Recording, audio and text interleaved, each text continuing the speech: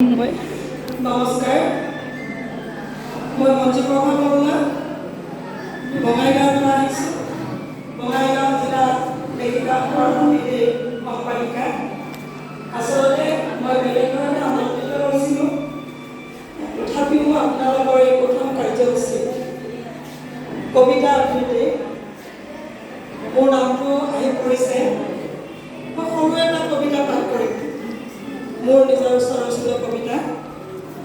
প্ৰথমতে মই আজিৰ সভাৰ সভানেত্ৰী মহোদয়া তথা মঞ্চত উপবিষ্ট গুণাঢ্যৰ সত্তাসকলক নমস্কাৰ শ্ৰদ্ধা জ্ঞাপন কৰি পাঠ কৰিবলৈ গৈছোঁ। মোৰ কবিতাৰ শিৰোনাম এনাজৰী।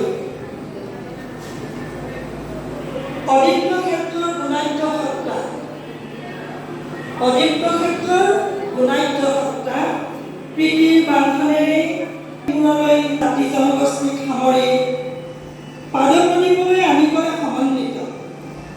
ভিন্ন জাতি জনগোষ্ঠীক সামৰি পাদপনিবলৈ আমি কৰে সমন্বিত। জাতীয় জীৱন সমৃদ্ধ কৰা এজাক স্বপ্নাতুৰ পথিক, জাতীয় জীৱন সমৃদ্ধ কৰা এজাক স্বপ্নাতুৰ পথিক, যাৰ নামেই দিব কবিতাৰ এনাজৰী।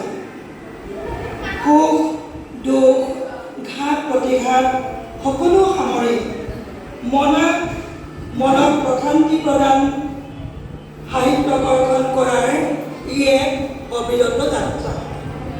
মনক প্ৰশান্তি প্ৰদান কৰি সাহিত্য কৰ্ষণ কৰাৰ ই এক অবিৰত যাত্ৰা। ধন্যবাদ।